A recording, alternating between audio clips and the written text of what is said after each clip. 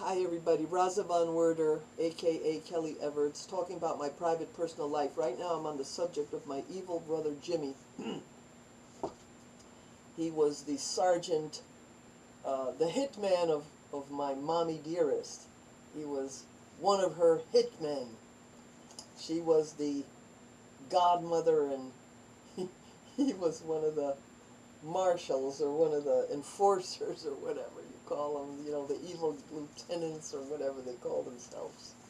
So I'm talking about the front my brother had. He had a front in the high school. Most likely to succeed, they voted him. Ha, ha, ha. How did he ever succeed?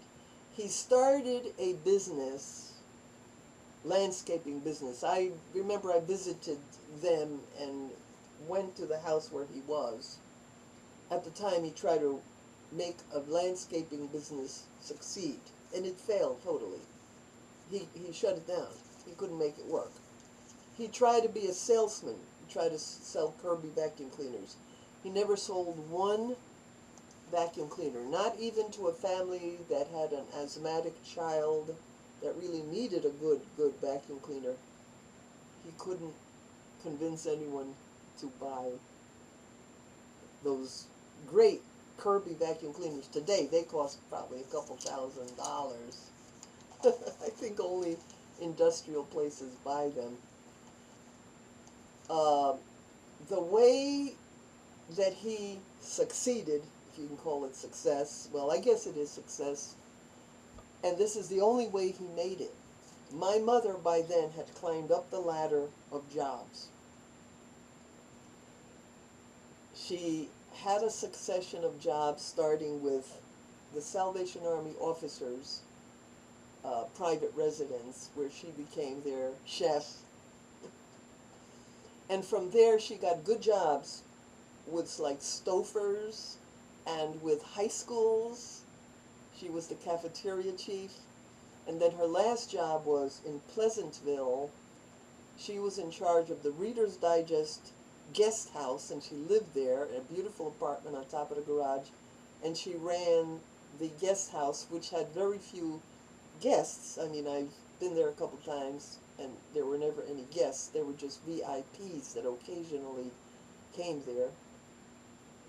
And she ran the entire cafeteria with thousands and thousands of people. She devised their, their food preparation and supervised it and all that. She was an expert. She was a genius at cooking. Didn't pass it on to anyone else. Certainly not me. Beat me up when I try to cook. Beat me up. Gave me a trauma. I had a trauma for many years. I had a phobia about cooking. I couldn't cook if you paid me. I couldn't cook anything. Nothing right. Nothing ever came out right. And my two best male friends, my future husband Richard Von Werder and my lawyer best friend, who we used to date constantly, the lawyer, we were going steady for a while, but then we became just best friends. The two of them helped me get through my phobia, so I wasn't afraid to cook. And I was finally able to relax and do a average, become an average or below average, well, average compared to the average American cook. I don't buy processed foods, that much, very few. Well, anyway, enough on that. So my mother fixed my brother up. Oh yeah, he dated. Nothing ever happened. He couldn't get a wife. He dated two of the girls in my class that were the most beautiful. He dated them, which made me sick to think of my evil brother, trying to make it with, trying to maybe have sex with my beloved, beautiful girlfriends. Made me sick to think of him. A repulsive feeling came over me to imagine, but yet he wouldn't introduce me to his friends. See, a brother's supposed to help his sister, so I hear, so I heard.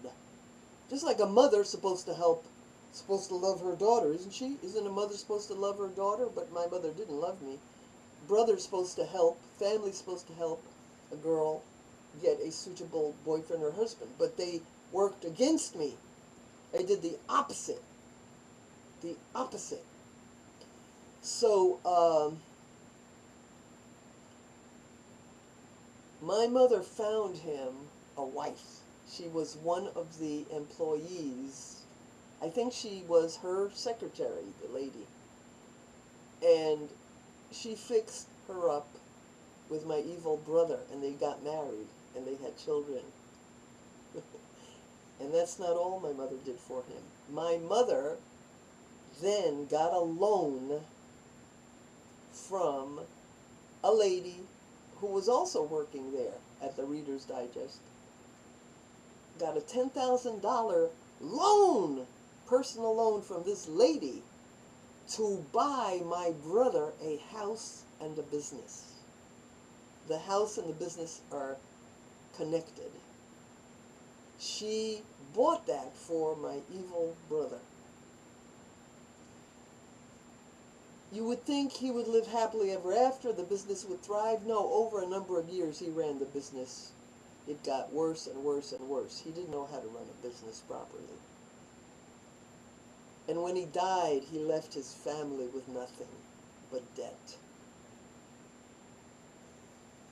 Most likely to succeed? Me, I couldn't even get a piece of used furniture. I wanted a used twin bunk bed that they had for me from the Middletown house. And my mother said, oh, I gave that away.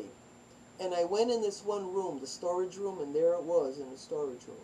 She wouldn't even give me an old piece of furniture. But she bought my brother a business that would have been worth, if he had run it right, it would have been worth $300,000 or more. He ran it into the ground, he didn't upkeep it, and left his family penniless and in debt. This is the guy voted most likely to succeed. I was voted best figure in my class in the sophomore year, best figure. And I didn't even think I had a good figure. I told my girlfriend, who are you voting for best figure? She says, you. I go, are you kidding? What's-her-face has a great figure. And I voted for another girl. And she did too, at my behest, but still I won. And I voted for another girl. Isn't that crazy? This is what they did to me. They made me feel, and I want to talk about self-image. People can make you feel ugly. I used to have mirrors at some places where I lived. In one particular place in Brooklyn, I must have had 20 mirrors. Everywhere I turned, there was a mirror. And people used to say, what's with the mirrors? I said, I don't know. It's just a thing I have. Why did I have all those mirrors? I also had crosses, and I had pictures of saints everywhere. But these mirrors everywhere, they weren't expensive mirrors. They were, ordinary mirrors. And I realize now, I didn't realize it then, I wanted to tell myself, I'm not ugly. Look in a mirror. So I wanted mirrors everywhere to tell me I wasn't ugly, that I was still attractive, because I believed I was ugly. I still have a little bit of that complex. I think you call that a complex. And they put that complex in me. They made me feel ugly. They made me believe. I internalized. And that's why I entered so many beauty contests. And that's why I ended up winning some of them. And even then, I couldn't believe that I was beautiful or attractive. When I look back at the movie of me winning Miss Nude Universe, I go, my God, that woman is gorgeous. Her body is unbelievable. When I looked at the other girls and then me walking side by side. And when I came out naked and all the audience was naked, the judges were naked, everybody was naked, they began screaming. I wore nothing but, beautiful sandals, high-heel sandals, and naked as a jaybird. And they screamed approval of the audience. It's on my part of it. You can't see the nudity because I don't want to get deleted from YouTube. I don't know if they allow nudity now, if they've loosened up, because they didn't used to allow it. But you can see it. The Miss Nude Universe contest, Kelly Everett's winning it. There was a movie made, not a major movie, a B movie. So you can check it out. To be continued.